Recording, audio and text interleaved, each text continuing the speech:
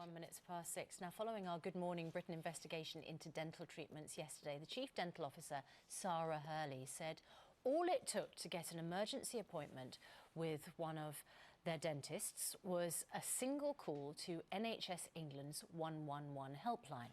Well, here's a reminder of what she told us on the show yesterday.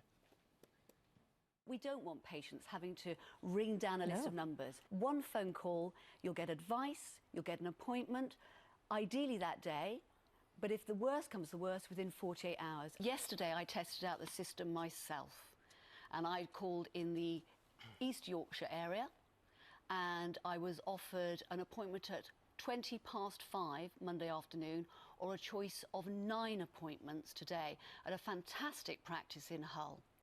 Well, following that interview with the chief dentist, we made 27 calls to NHS 111.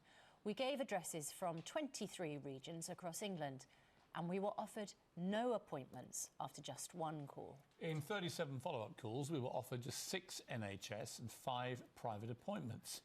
In Southampton, a local service called back offering a walk-in appointment that evening. In the Isle of Wight, a nurse called us back within an hour, offering an appointment for the next morning.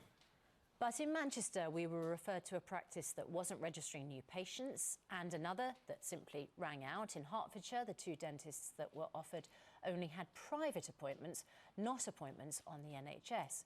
So our researchers had called 111, claiming that they'd been suffering with tooth pain for around 24 hours, giving the same symptoms each time, but different addresses around England. And as you'll hear from this reconstruction, it wasn't as simple as making one call and getting an appointment. I could give you a couple of dentist numbers for where you are. OK, you could call the dental helpline by the looks of it, as this is where you are and every area works differently. This is saying you should contact your own dentist first, and then if that fails, callers will be asked to leave their details and they will be called back. OK, thanks for your help. OK, now from what you're saying, you do need to contact a dental practice within the next 24 hours. What I suggest you do is call back in an hour after 6 p.m. on 111 and listen to the message, and there'll be an option for emergency dental. It doesn't kick in till 6 p.m, and if you can come through to us on that, then it will go through to a central dental service, and they've got various places locally which are doing emergency appointments tonight and might be able to see you tonight. So you can't get me an appointment before 6? No, they're not open yet. Well, we put our findings to Clear as NHS mud, England, and their spokesperson said, we know from our own official statistics and the positive feedback left by many satisfied patients that for most people finding an emergency dental appointment, it's a straightforward process. They went on to say that they would review the findings of the 27 calls made by our programme and cross-reference with their own records to see if any further action is needed. However, just to remind you, the Chief Dental Officer said we don't want patients having to ring down a list of numbers. One phone call, you'll get an appointment. So... Well, Chief Dental Officer Sarah Hurley declined our invitation to come on the show this morning, saying that a meeting had come up. So what we did, we got one of our famous cushions. There it is. There's Sarah. Won't be speaking much today, obviously, defending service, because she told us all it was all wonderful and worked perfectly, and of course turns out it's a complete shambles. However, we have got the other person who was on our sofa yesterday, who's a dentist called Tony Kilcoyne, who used to work for the NHS but quit out of frustration. So Tony, I mean, this is really exactly what you told us yesterday. You must be feeling rather smug about our findings. I'm not happy at all about it. It is what dentists up and down the country, patients up and down the country experience. We have literally a system that is shambolic. The word used yesterday was fabulous. Fabulous. There is actually an F word that does describe it. Failed. It has failed to meet the needs of patients. It has failed the dental profession. It has failed the nation. If you cannot help people with basic toothache, I mean, nobody should be turned away.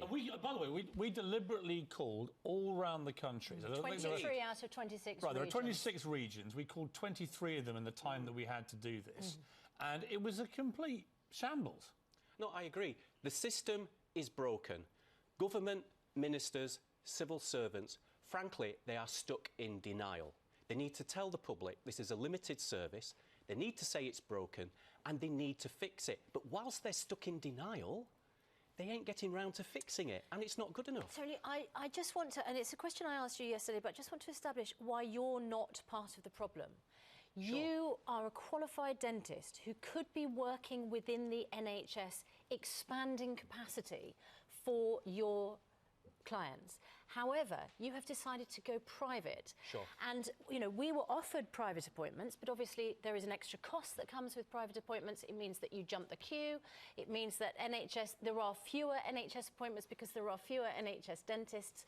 Why aren't you working within the NHS to make the system better? It's very simple. The NHS will not fund me or help me to work within the NHS. And indeed, if tomorrow all the private patients and dentists join the NHS system, it would collapse because it would have to take funding from existing practices. They cannot cope with what little they've got.